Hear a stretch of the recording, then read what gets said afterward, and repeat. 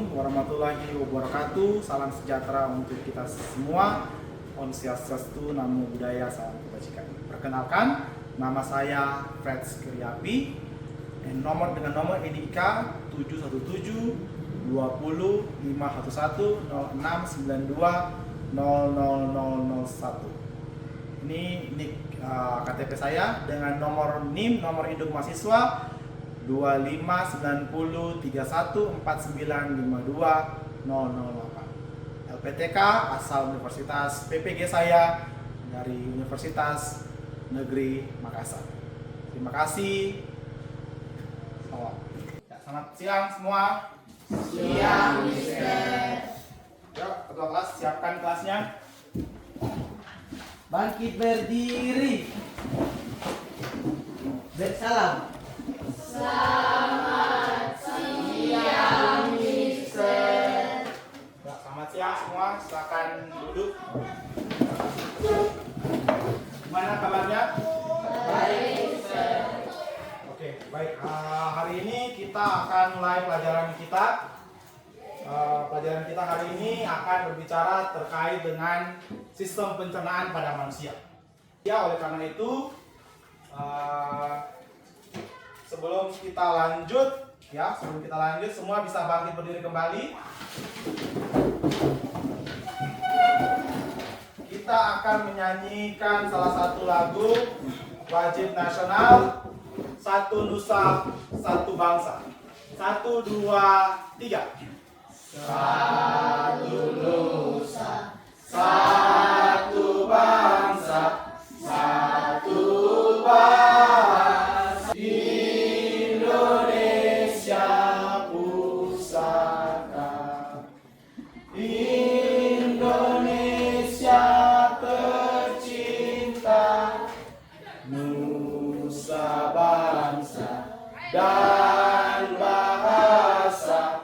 Kita rela bersama. Ya, silakan duduk. Carlitos Alvito. Hadir. Dan Piero Samuel Kogoya. Hadir ya. Denita Ayu Rosalina Simangungsong. Oke, lanjut ya. Gilbert Krisman Lalo Mangontang. Hadir, Mister. Oke. Hana Angelina Itlai. Oke. Immanuel Waga. Hadir, Mister. Baik. Kathleen Natalia Tabi Pauline Bekondorura. Leoni Riris Azaria Hutagao. Hadir, Mister. Oke. Markus Elvan Pasaribu. Hadir, Mister. Ohil Victoria Itlai. Hadir, Mister. Kita akan mulai materi kita di hari ini. Baik, materi kita hari ini kita akan berbicara terkait dengan sistem pencernaan pada manusia. Nah, pada pelajaran hari ini kita akan secara spesifik kita akan belajar mengenai bagaimana perjalanan makanan yang kita makan setiap hari, ya, baik makan pagi, makan siang maupun makan malam itu masuk ke dalam tubuh kita. Bagaimana makanan tersebut berproses dalam tubuh kita. Sistem pencernaan adalah sebuah proses yang kompleks yang dimana mengubah makanan menjadi nutrisi yang dapat diserap oleh tubuh. Jadi semua makanan yang kita makan, baik itu nasi, sayuran, ikan, daging, semua makanan yang kita makan itu akan berproses yang nantinya akan menjadi nutrisi dalam kita punya tubuh. Organ apa saja yang menjadi penyusun sistem pencernaan pada manusia dan fungsinya seperti apa. Jadi berharap setelah pelajaran ini, ya, pelajaran hari ini kalian bisa mengidentifikasi, bisa tahu yang membentuk organ-organ penyusun pada sistem pencernaan pada manusia itu organ-organ apa saja. Sistem pencernaan itu tidak hanya ada pada manusia, ya. Sistem pencernaan itu ada pada semua hewan. Hewan juga ada sistem pencernaannya. Hanya khusus pada sistem pencernaan pada manusia. Yang kedua, tujuan dari pembelajaran kita di hari ini yang kedua adalah untuk menjelaskan bagaimana proses pencernaan, mekanis dan proses pencernaan secara kimiawi. Nah, Mister berharap setelah dari pertemuan ini kalian bisa mengenal atau mengetahui ya bagaimana itu proses pencernaan secara mekanis dan bagaimana itu proses pencernaan secara kimia. Kita sama dalam proyek. Nah, sebentar akan ada proyek ya, nanti akan ada proyek tugas, proyek kelompok yang dimana nanti akan membuat jurnal atau laporan.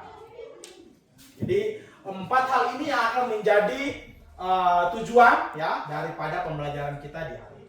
Sebelum Mister lanjut, apakah ada pertanyaan? Tidak ada? Kita lanjut ya. Oke.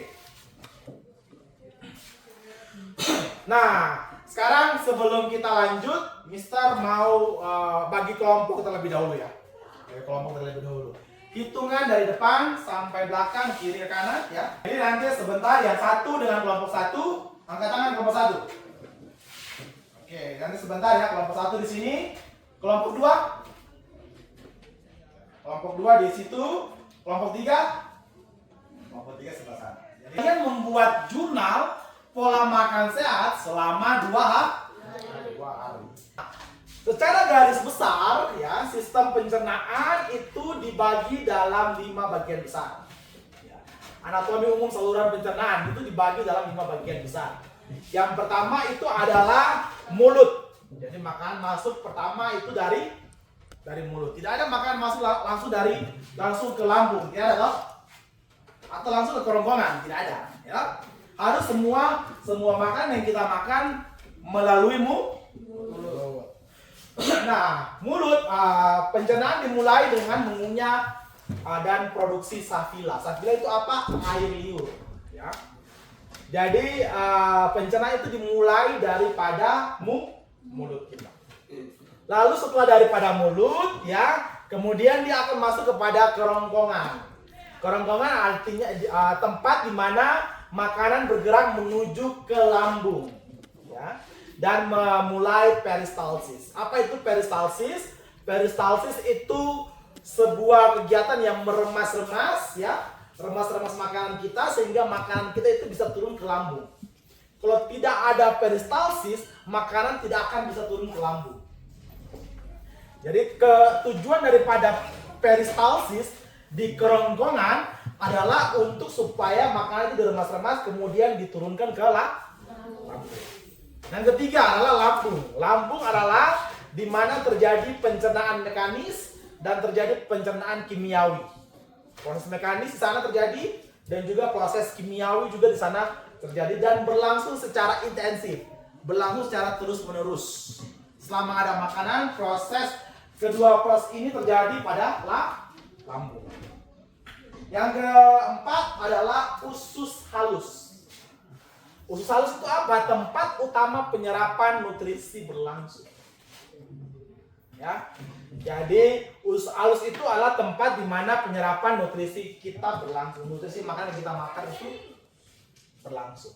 Dan yang terakhir adalah usus besar. Usus besar adalah penyerapan air dan pembentukan tinja final atau feses, ya. Jadi usus besar itu tempat di mana terjadinya proses terakhir pada sistem pencernaan pada makanan dan tempat di mana terjadinya nutrisi-nutrisi itu semua diambil sehingga bekas daripada sisa makanan kita itu yang disebut dengan feses atau tinja. Itu terjadi di mana? Terjadinya di usus besar. Kalau ditanya nanti di mana tempat terjadinya feses, tidak ada yang bilang di lambung ya. Atau di usus halus, tidak ada ya. Terjadinya feses di mana? Di usus besar. Karena di sana semua nutrisi yang ada, semua makanan yang kita makan, vitaminnya diambil ya, di seluruh tubuh, kemudian sisa makanannya jadinya feses atau tinja. Sampai sini ada pertanyaan secara umum ya. Ini secara umum saluran pencernaan kita ya. Saluran pencernaan pada manusia. Secara umum seperti ini. Lanjut ya. Oke. Nah, ini ya. Tadi Mister sudah sampaikan ya. Jadi makanan itu kita makan mulai dari mana? Mulut. Bukan langsung dari kerongkongan ya. Tidak ya. Atau tidak langsung ke lambung. Atau tidak ke usus halus ya. Atau tidak ke usus besar. Tidak. Karbohidrat. Kemudian lidah nantinya tuh membentuk bolus makanan. Dan yang terakhir, setelah selesai ini, kemudian kita secara refleks ya menelan makanan. Lalu setelah dari mulut ya, setelah kita mulai menelan makanan, akan langsung berlanjut kepada kerongkongan. Nah, perjalanan dari kerongkongan adanya peristalsis yang nantinya mendorong makanan ini ya, ketika masuk dia meremas-remas makanan ya, kemudian dia akan masuk sampai ke lambung. Dia meremas-remas makanan ya, sehingga makanan bisa turun dan masuk ke pintu lambung.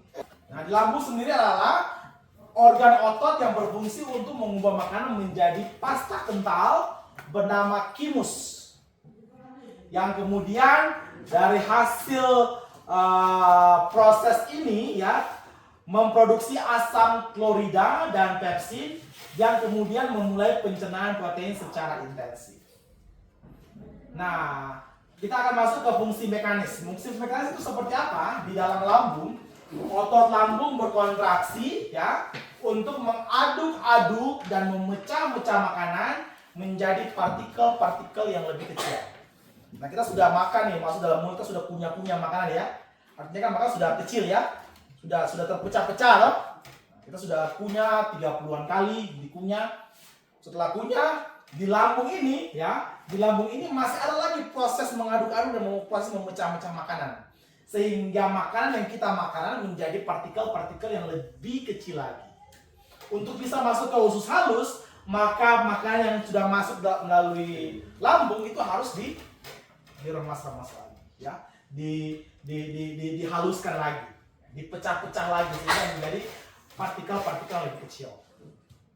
Kemudian fungsi kimiawi ya, fungsi kimiawi pada lambung yaitu menghasilkan asam lambung dan pepsin. Gunanya untuk apa? Untuk memecah ikatan protein menjadi peptida dan asam amino.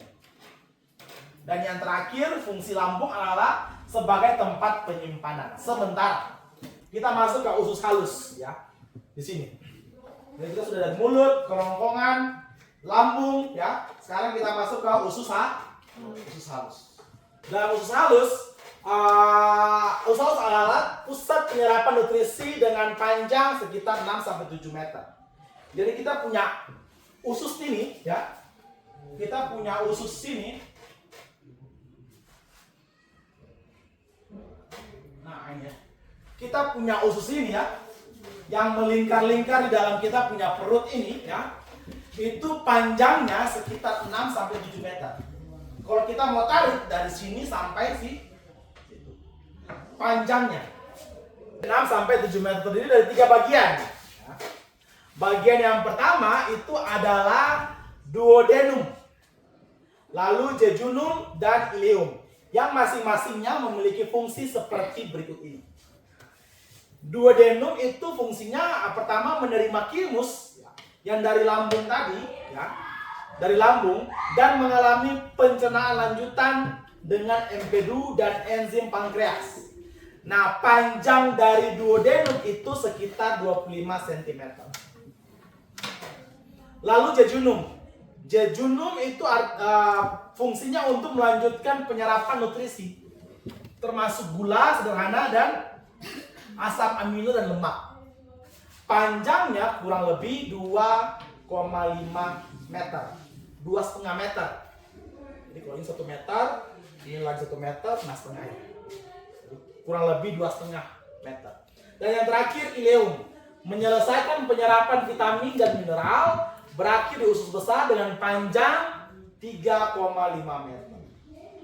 Jadi kalau panjang daripada usus halus kita ya, kurang lebih panjangnya 6-7 meter. Wow, panjang sekali ya. Oke, lanjut.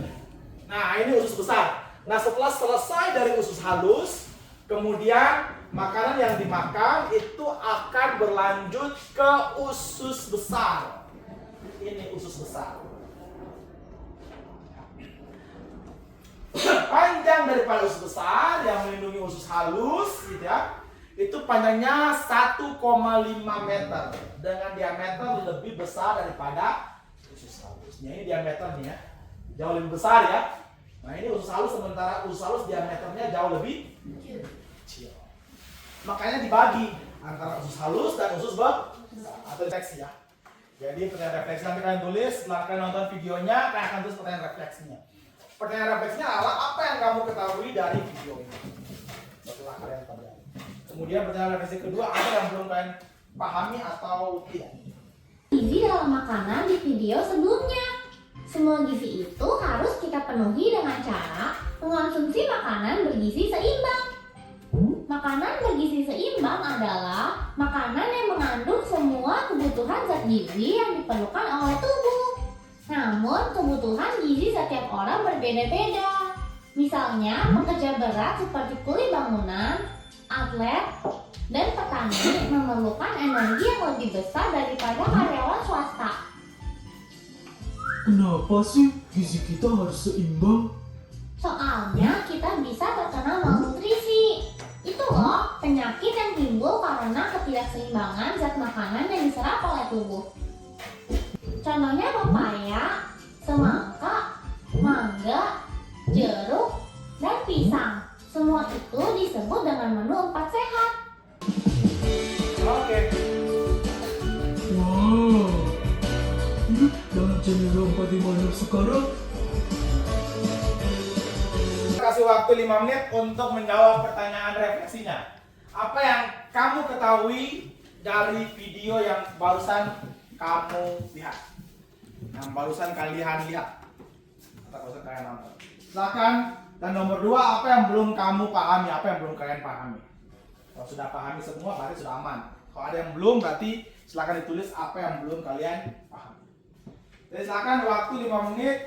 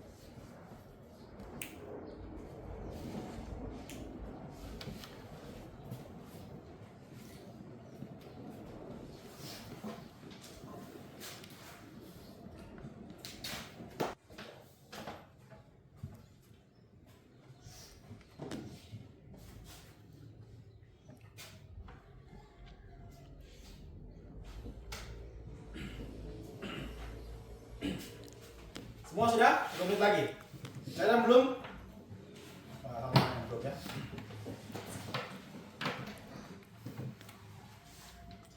Del Piero sudah? Manel sudah? Yang belum? Sudah. Ada yang belum? Angkat tangan yang belum. Semua sudah ya? Hana, apa yang kamu ketahui dari video yang barusan kamu nonton? Kuat ya? Silakan.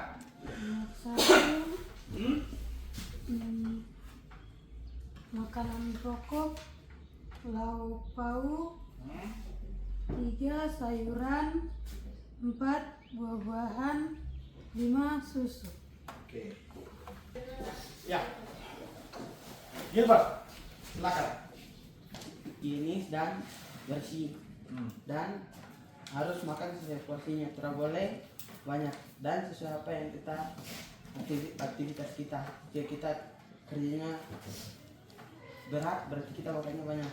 Jadi tapi kalau kita tidak kerjanya tidak berat, kita jangan makan terlalu banyak. Oke, ada yang belum kamu pahami? Tidak. Nah, tepuk tangan untuk Noel. Empat makanan bersih, 5 makanan murni, dan juga ciri-ciri makanan yang tidak bisa layak dimakan. Oke, yang belum kamu pahami? cara mengonsumsi makanan dengan benar dan teratur. Oke, itu pertanyaan refleksi kita di hari ini ya. Kemudian silakan kita akan berbagi kelompok ya. Tadi kelompok-kelompok yang sudah ada ya, yang sudah dibagi, kelompok 1 sini, kelompok 2 situ, kelompok 3 di sebelah sini. Silakan bergabung dengan kelompok.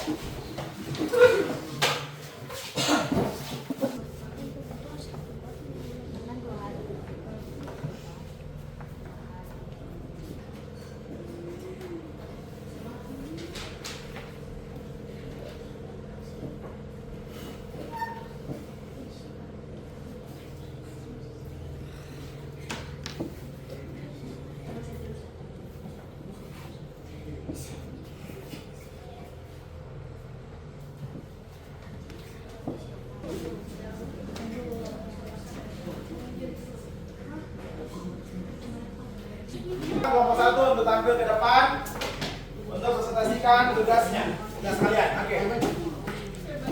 Siapa yang akan jadi juru tulis di depan? Siapa yang akan membacakan? Hari pertama, pagi makan apa? Hari pertama, pagi-pagi kita Kuat. pagi-pagi Makan. makan nasi goreng. Minum 2 gelas air putih. Oke, 2 gelas ya. Iya, siang nasi dan babi kicap. Nasi, babi kecap. Oke, belum apa? Berapa gelas? 3?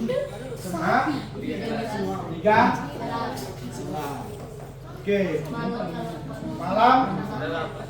Nasi? Ayo, serius. Malam? Nasi sama? Nasi dan lalapan.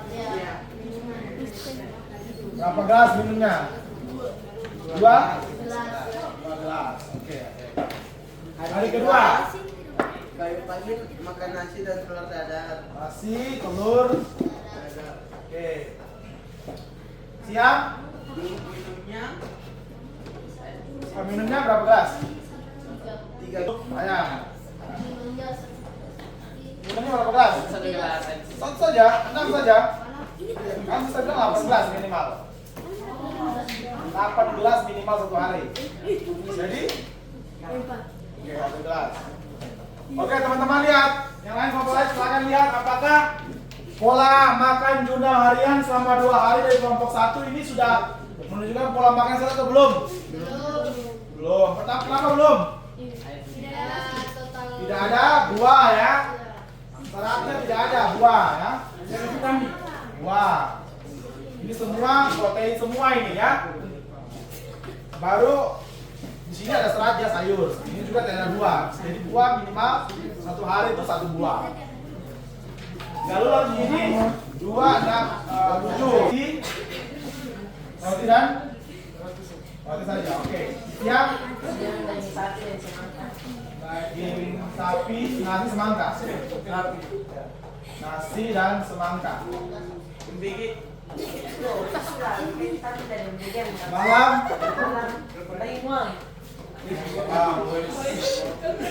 bang, nasi, pisang. Pagi berapa gelas kalian minum? Pagi sini 1 gelas saja. 1 gelas. Siang? Siang 4 gelas. 4 gelas. Malam? 4. Oke, totalnya berapa nih? 9 ya? Oke, 9 gelas. Nah, sekarang hari kedua.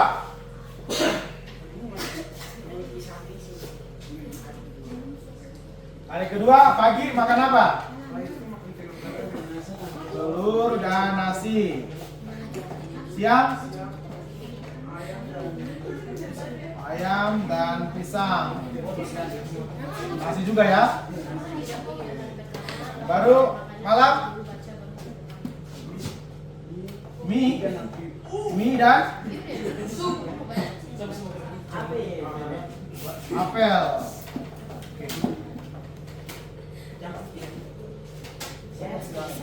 Oke.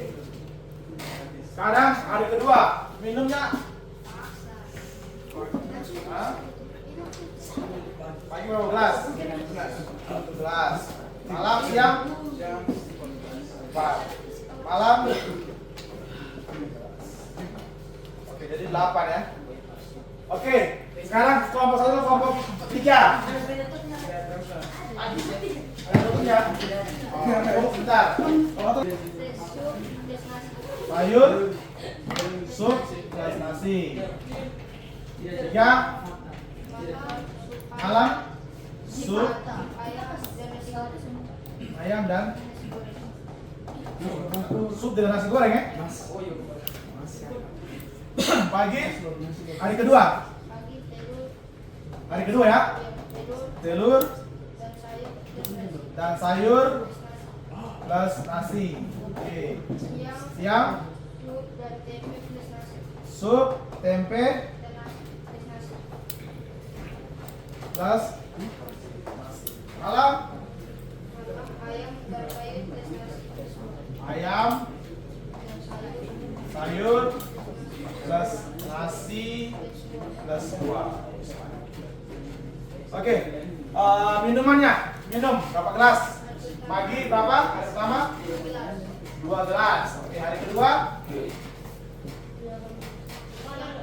siang, siang 3 gelas. Malam 4 gelas. Totalnya 9. Hari kedua 3 gelas. Siang 2. Malam totalnya apa ya? Oke. Nah, teman-teman 1 dan 2, kelompok 1 dan kelompok 2 silakan menilai. Yang lain coba Kapitos agak kiri. Apakah sudah menunjukkan jurnal ini sudah menunjukkan pola makan yang selama 2 hari? Yes. Sudah ya? Ya. Kan biasanya itu siang itu yang harus banyak minum air. Karena siang itu kita punya aktivitas banyak. Oke, kita masuk kepada kesimpulan. Nah, kesimpulan dari materi kita hari ini ya, yaitu pertama ada makanan yang seimbang. Untuk supaya kita punya sistem pencernaan itu bisa lancar, pertama harus kita perhatikan kita punya pola makan. Makanan yang seimbang, 4 sehat 5 sempurna. Jadi kombinasi karbohidrat, ada protein, ada lemak sehat, ada serat, ada vitamin dan mineral dalam setiap makanan. Jangan setiap hari hanya karbohidrat saja